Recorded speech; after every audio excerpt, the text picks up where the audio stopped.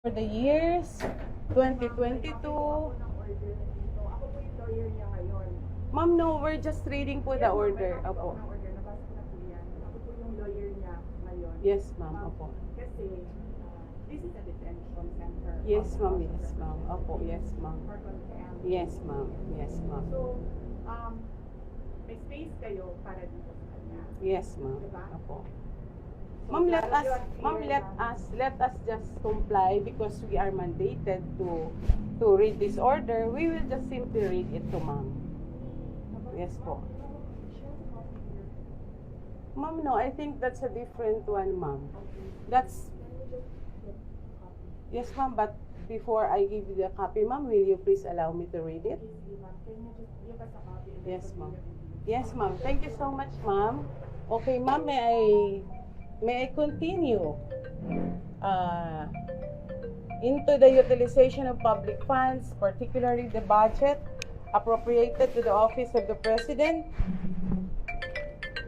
Vice President, for the years 2022, 2023.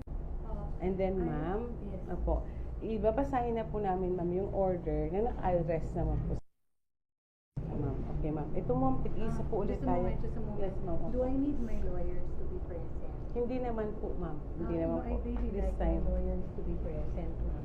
Opo. Ma'am, hindi po muna ngayon. Kasi, ma'am. Who are you doon- transferring me now? Yes po, ma'am. No, I really want my lawyers to be present. Attorney, ang order ng committee ng House is Yes. to transfer you immediately. I understand that, Yes, yes. but I really like my lawyers to be present. Can we arrange that while on transit? No, I really like my lawyers to be present. Kasi Ma'am, we can arrange that naman, ma'am, for you. Pero, ma'am, let Can we us... call them now? No, ma'am. Let us implement this first, ma'am. Because No, we are I need my under... lawyers to be present, ma'am. Please. I need my lawyers to be present. Ma'am, not I here am- po. Opo. I am serving my detention in good faith. Opo. Please know that. Opo. From the US, I came back. I sat there and I answered the questions. So, I would like my lawyers to be present. Ma'am, are your lawyers around? We are going to call them. Ma'am, but we are ordered to I want my implement this lawyers to be immediately. present. Ma'am, please. Opo. So, Please I need to understand. also... kasi ang ano sa Wala akong problema, Yes, yes. sir. But I need my lawyers to be present. Before we can effect this, ma'am? I need Because my but- lawyers. No, let them come with me. Or at least masabihan ko sila. Ma'am, safe naman po kayo with us. Opo. It is not that. Wala akong issue about that. Leave the room now. Ma'am, ma'am, may lawyer naman po kami dito. I am not going Okay, anywhere. Just okay. leave the room now. Leave the room now. Ma'am, we'll check muna po sa aming committee. Walang problema. Leave the room now. Yan. I just want my lawyers to be present. Narinig niyan lahat, ha? Opo, opo. I want my lawyers to be present. Please leave the room now. Paki-inform mo na sa... Leave the room now. You can stay there. Walang problema. Nicole, leave the room now. Opo. Please just leave the room now. Ma'am, wait lang po. Maghintay lang po muna kami ng instruction. Kung ano naman po yung instruction nila. Leave the room now. Oh, it's okay. Please just go out. Leave the room now.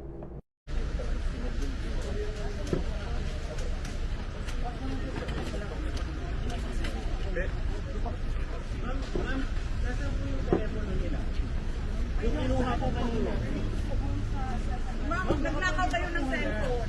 Ibalik niyo.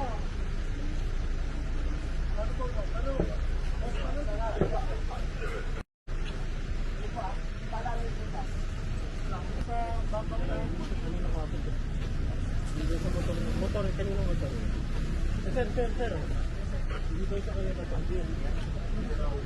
Dito sa gabaw na. Susunod naman po pwede. Ma'am, doon na sa kubay tayo.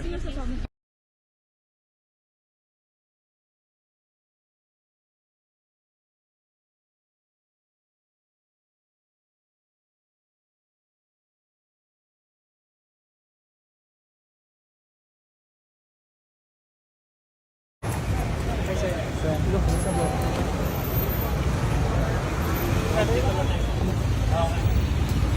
Okay?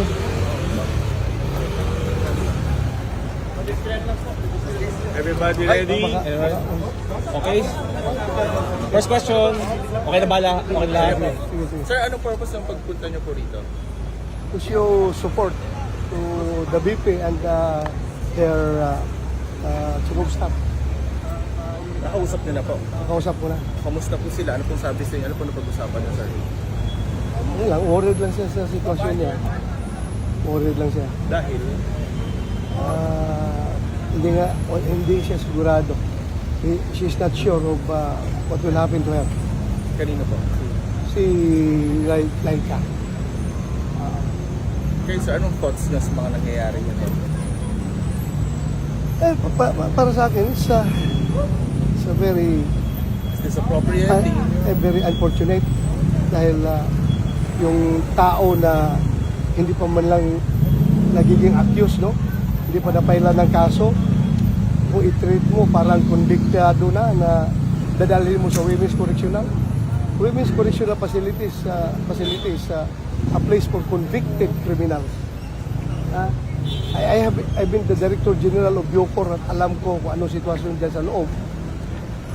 Yan ay kulungan yan ng mga serving sentence, convicted felons serving sentence. Bakit mo ikulong doon yung isang babae, isang abogado na pinatawan lang ng citation for contempt? Ngayon, dadalhin mo na doon sa facility for the convicted criminals. It's very, very unjustified para sa akin. Very unjustified. Magpakuntip-kuntip kayo ng tao tapos hindi nyo kayang bantayan dyan sa inyong facility. Meron man kayong facility for contempt persons, di ba? For persons cited in contempt, you should have your own facility dyan sa Kongreso para bantayan ninyo. Bakit nyo dalhin doon? Okay lang sana kung doon dalhin sa Quezon City Police District detention, mga ganon. Pero yung detention cell ng mga criminal, ay ng mga convicted criminals, that's the worst. That's the worst for me na ikulong mo isang taong cited in contempt lang. Alam na ba to ni former President Duterte? Nakausap niyo na ba siya? Tingin niyo, aware na siya dito? I don't know. Wala pa kami punta kasi kagabi pa ako, galing kong Baguio, natutulog ko sa Baguio noong alas 2. Ginising ako, tinawagan ako na humihingi ng tulong si BP Inday Sara sa sitwasyon nila doon sa house. Kaya bumaba kagad ako, bumiyahe kagad ako dito from Baguio. Para matingnan lang kung anong sitwasyon nila. As a senator, may magagawa po ba kayo anything to help yung saklono ni BP Sara? Well, pag-aralan natin because we observe, even though we observe interparliamentary courtesy. Hindi tayo pwede makialam sa trabaho nila. Sila rin hindi pwede makialam sa trabaho namin.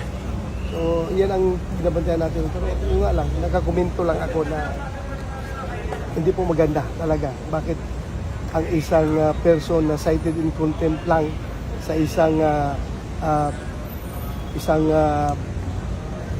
hearing dyan sa House of Representatives ay doon na ikukulong kaagad sa Women's Correction Facility, which is a place for persons or for convicted criminals serving sentence. Hindi pa kumbiktado itong tao na ito. Bakit doon mo kagad ipadala? Hindi pa nga akusado. Wala pang kaso na na-file. So saan ba saying that this is unlawful? When you say unlawful, pag-aralan ko pa. I'm not so sure. Pero unreasonable for me. Pero sir, naniniwala Unreasonable. po ba kayo na overkill ang deployment ng PNP ngayon base na lang sa sinabi ni Vice President? Walang pulis naman, sumusunod lang yan sa order. Pag inorderan yan ng mga higher ups nila na pumunta kayo doon to provide security, huwag rin natin masamain yung pulis dahil sumusunod lang yan sa order. Kahit na alam nila na may politics behind all these orders, but still, they are the legal orders coming from their superiors. So, susunod lang yung mga pulis dyan. So, huwag natin masamain yung deployment ng mga police. They are just following orders. Andyan man sila to secure everyone, pati tayo. Sen, follow up lang po. Can you share to us some of the details na napag-usapan niyo kung meron man ni Vice President Duterte ngayon? Yung initial talks niya. Wala pa, hindi ko muna siya ginugulo masyado, hindi kami nag-uusap masyado dahil wala siyang tulog. Kawawa yung tao, walang pahinga, walang tulog. Yung sabi ko sa kanya, just leave it to me. I will be the one to thinking for everything na dapat natin gawin. Ikaw dyan, pahinga ka lang muna, patulog ka kay wala ka bang tulog. How about Attorney Lopez po? Nagkaroon ba kayo ng time? Yan, nag-usap kami. Ano pong sabi niya, sir? Ang sabi niya is, worried nga siya. Worried nga siya na dadalhin siya sa Women's Correctional Facility. Para sa inyo hindi tama dadalhin sa women's correctional? Hindi talaga tama. Hindi talaga tama. Sen, At the present situation, she is right now, she is in right now, kailangan talaga niya ng medical attention. I don't know, dito ngayon sa hospital kung anong dapat gawin nila, pero dapat talaga hospital ang pupuntahan niya. And veterans hospital is another hospital na pwede siyang dalhin. on my part, Sen, kanina sabi ni VP sa ambush interview, quote-unquote attempted homicide yung ginagawa ng house kay Attorney Lopez. Ano po yung comment niya? Well, I don't know the circumstances behind that remark, no? Hindi ako makapag-comment. Hindi ko pa alam kung anong nangyari, bakit nasabi niya gano'n. Alright. Thank you, sir. Salamat.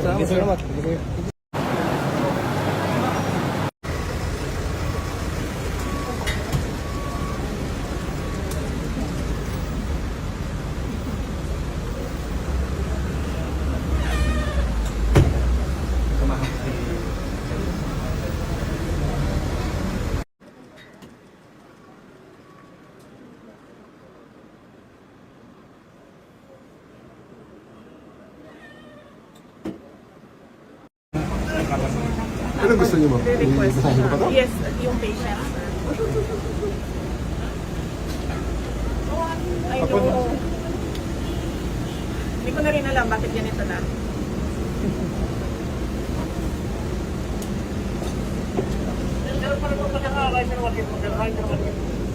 So may assisting physician? May gusto lang na pala siya? May facility? Kinlose nila, sir. Kinlose. Ayaw mo talaga ayaw mo Decide siya. yung ambulance yun. That line. Decide siya on her own.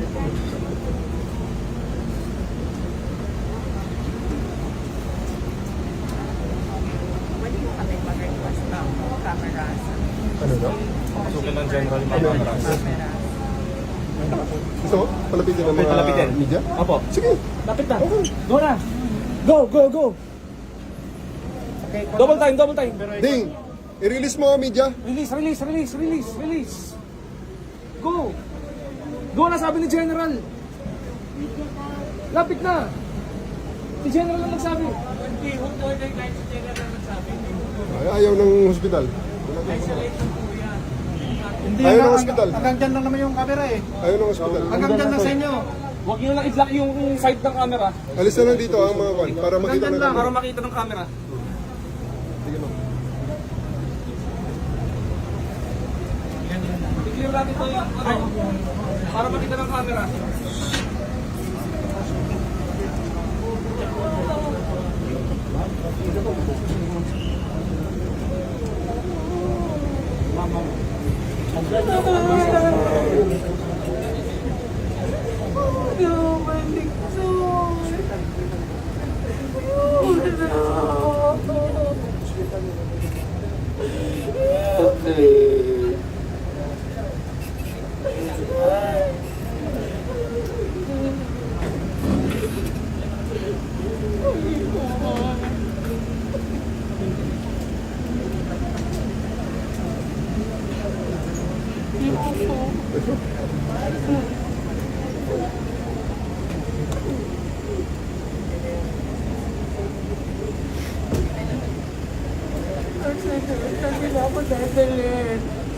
Veteran yan.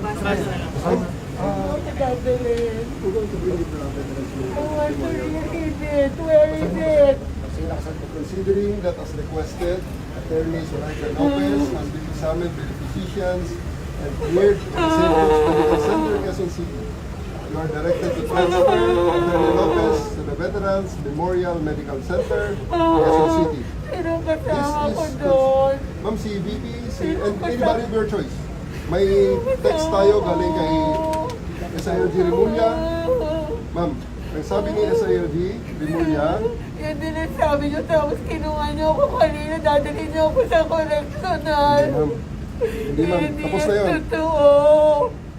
To General Nick Torre from the SILG John B. Rimulya, transfer of Attorney Zuleika Lopez to Veterans Memorial Center.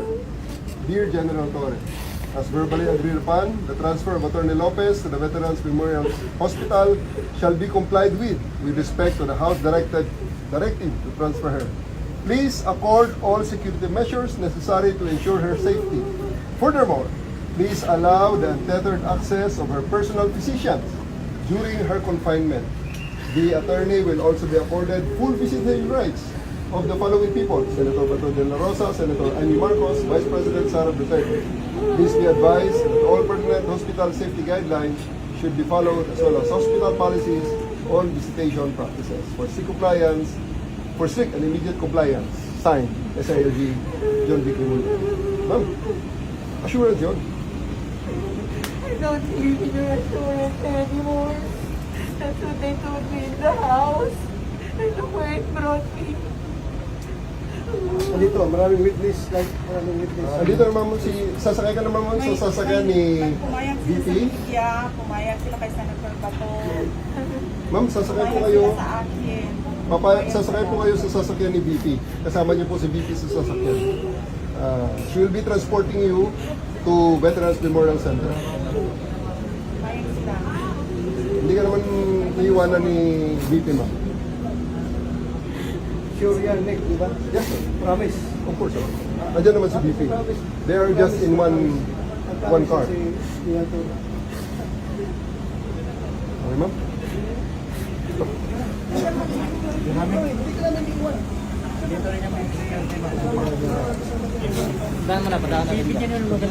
Padaanan.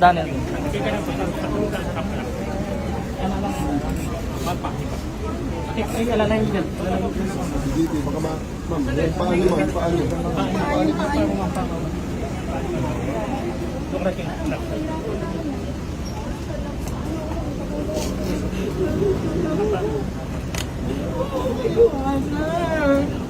Dito kami sa likod mo, ma'am. Huwag kang mag-alala.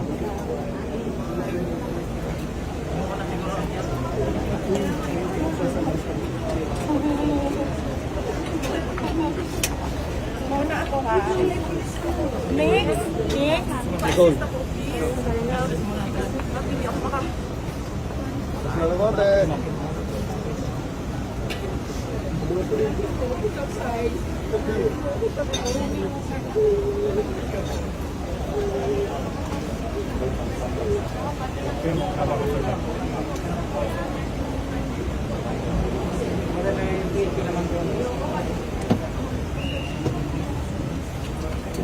Wala yun. Dito.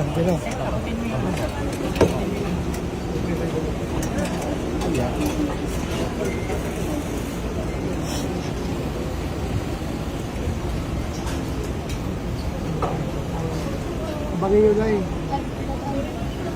Nakalihok na.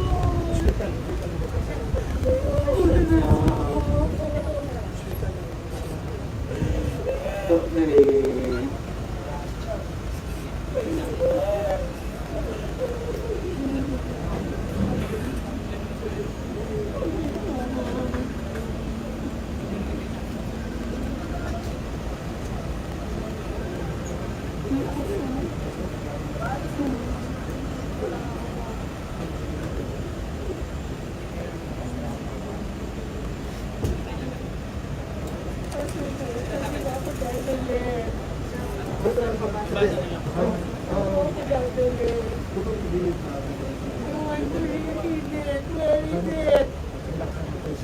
that as requested, Attorney Zoraida Lopez has been examined by the physician and cleared the Medical Center Quezon City. You are directed to transfer Attorney Lopez to the Veterans Memorial Medical Center, Quezon City. Ma'am, si Vicky, si NK Valider, may text tayo galing kay Sir Eugene Luna. Ma'am, sabi ni Sir Eugene Luna,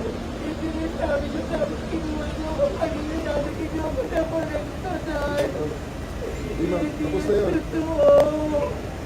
To General Victoria from Israel, Region Victoria, Master Attorney Zoraida Lopez, the Veteran Memorial Center. Dear General Torres, as the fund, the transfer of Attorney Lopez to the Veterans Memorial Hospital shall be complied with respect to the House Directive to transfer her. Please accord all security measures necessary to ensure her safety. Furthermore, please allow the untethered access of her personal physician during her confinement. The attorney will also be accorded full visibility rights of the following people: Senator Patricio Narosa, Senator Amy Marcos, Vice President Sara Duterte. Please be advised that all proposed hospital safety guidelines should be followed as well as hospital policies on the state of the compliance for strict religious compliance and facility.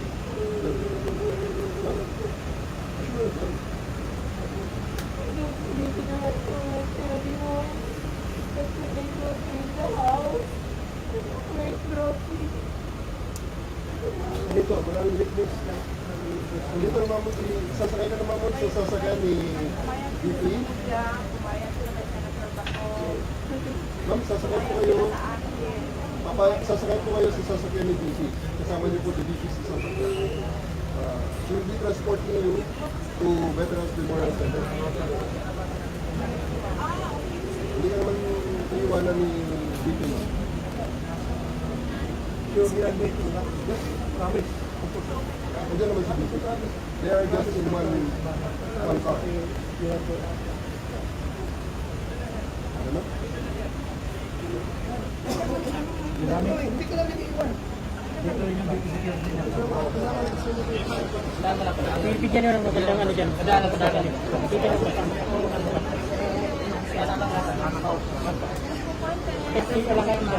Diyan lang, ma'am.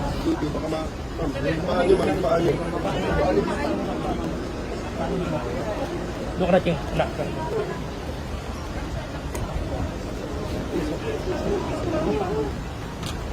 Okay, wagan. Dito kami sa likod mo, ma'am. Huwag kang kalala. Muna siguro, siya.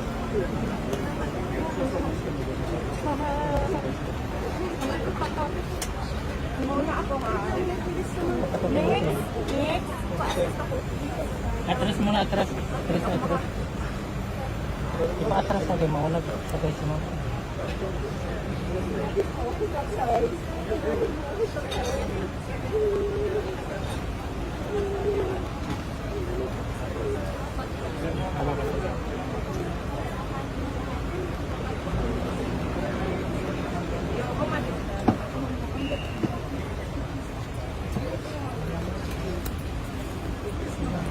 Abutin mo yung ano. Abutin mo yung ano.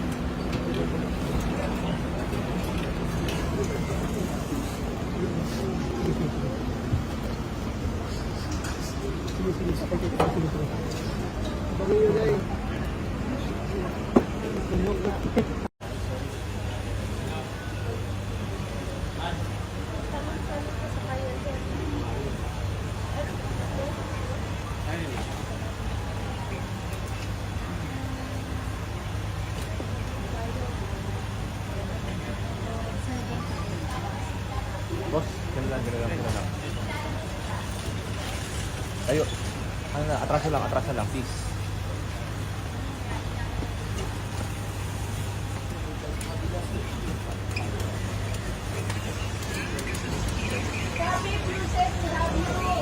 Love you, Yusek.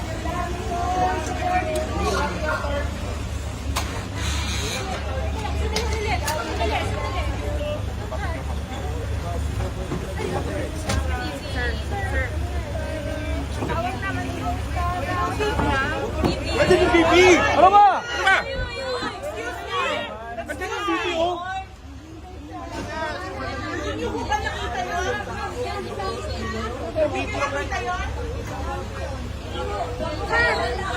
Hindi ito suspect, hindi ito convict. Ma'am, dadalhin po namin sa St. Luke. Hindi. Kanina, sinabihan kayo sa St. Luke. Dinala niyo Hindi dito. ko po alam. Ibang driver po yun. Naku, sir. Ibang driver po yun. Hindi Hindi, sir. ko lang alam yun. What you did before. Huwag mo na sagutin, Vice President yan. Video. Huwag, sir. Vice President yan. Abogado. Kasi may abogado nila ito.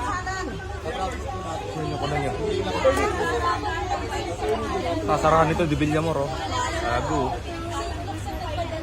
May moral.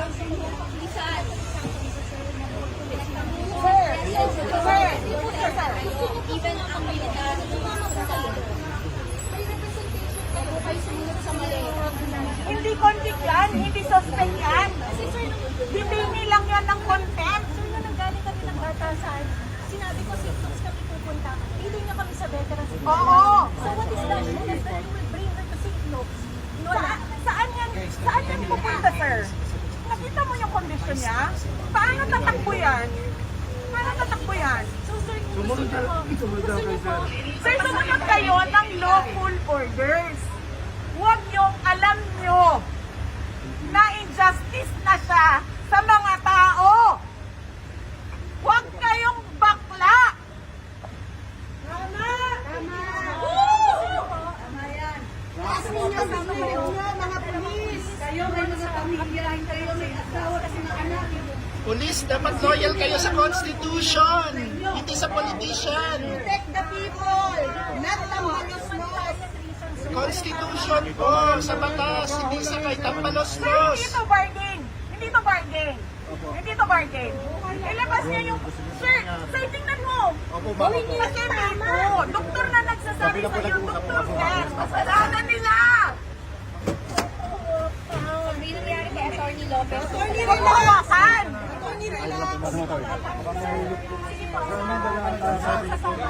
Kami na lang magsusugod sa ospital. Sige po, doktor ang masusunod dito. Hindi pulis. Kami relax. Doktor ang masusunod. Kailangan dyan. Major problem to, eh.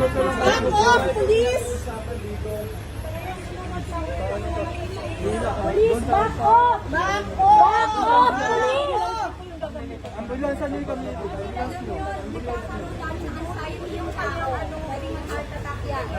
Doon na, ma'am, doon na. Atras, Ako na.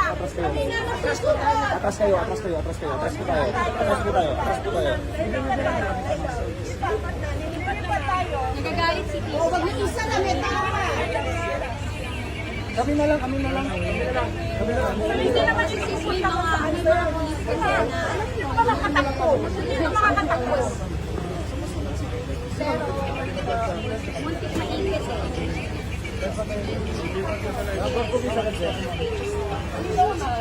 Ayaw niya, umaalis, ayaw ni Atty. Lopez. Umalis siya. Lawful order. Tama na, sir. Huwag ka na bumida. Huwag ka na bumida, sir. Please back off. Please back off. Dahil yung mukha na yan.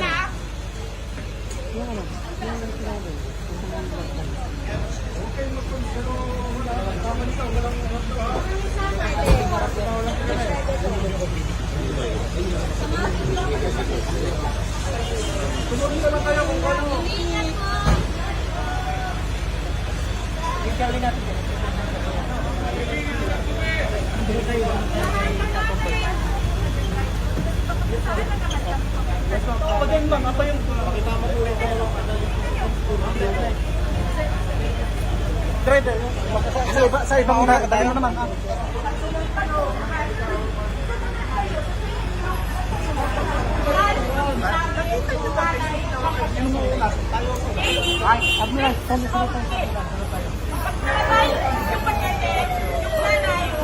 Paano mamatay ang anak niya? Okay? Okay, sumunod ka. Ang anak na sa Mga kapuso, nandito tayo sa Veterans Memorial Medical Center. Sa mga oras na ito ay nagkakaroon ng komosyon. Kinakalampag na ng taong bayan itong ambulansya ng QCPD dahil nakaharang ito sa ambulansya kung saan nakasakay si Attorney Zuleika Lopez, ang Chief of Staff ni Vice President Sara Duterte. Sa mga oras na ito, eto na, nakaalis na yung ambulansya at ililipat si Attorney Lopez sa St. Luke's Medical Center.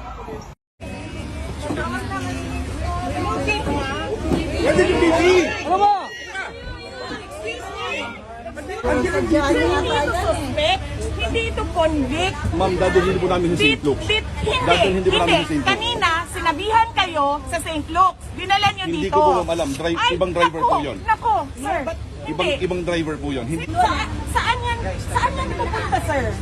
Nakita mo yung kondisyon niya? Paano tatakbo yan?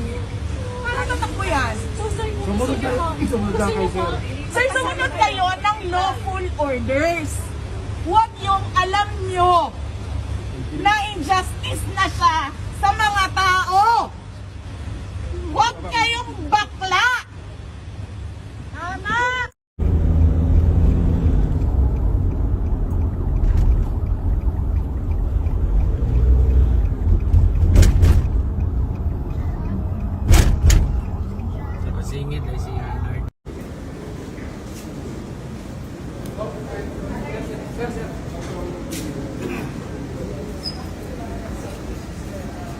Sino man? Wala lang available na nagkataon lang na wala available.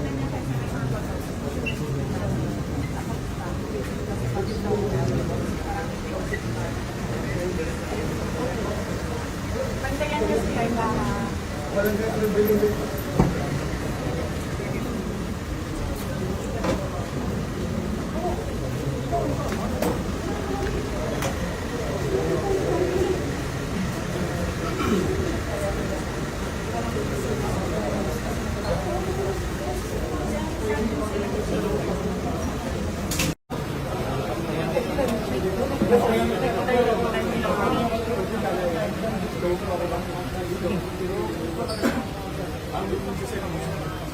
Okay, investigator. Stop.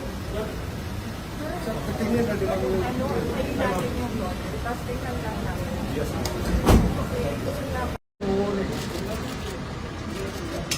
Attorney Lopez na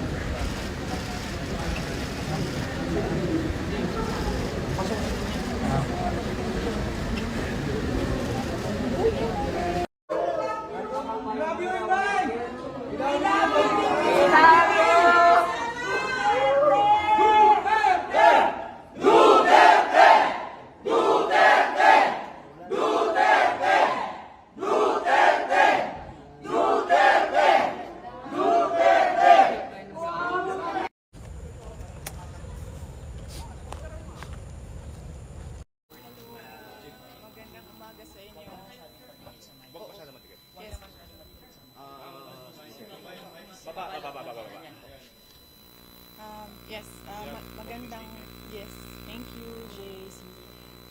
Magandang umaga sa inyo lahat. Hindi lang ako masyado matagal ngayong umaga kasi medyo pagod pa rin ako. Kasi she's not settled down pa. Pinayagan niya, nagpaalam kasi ako kagabi. I pleaded with her na pauwiin ako para makita ko yung mga anak ko. Initially, ayaw niya. Umiyak na naman siya. Then, hindi mo na ako pinabayaan ko muna siya sandali. And then, inulit ko na yun na naman ulit. But the next time around, binigyan ko siya ng parang in exchange for me Senator Bongo will stay with her. So sabi ko dalawang ang sasama sa kanya. Dalawa pa rin ang sasama sa kanya. Si Senator Bato de la Rosa and Senator Bongo. And doon na siya parang medyo nag-isip and then pumayag na siya na paalisin niya ako, pero sinabi niya na bumalik daw ako mamayang gabi kasi baka daw gabi na naman gawin yung pagkuha sa kanya. So nagmamadali ako. But 3 questions sa iba-ibang outfits. That's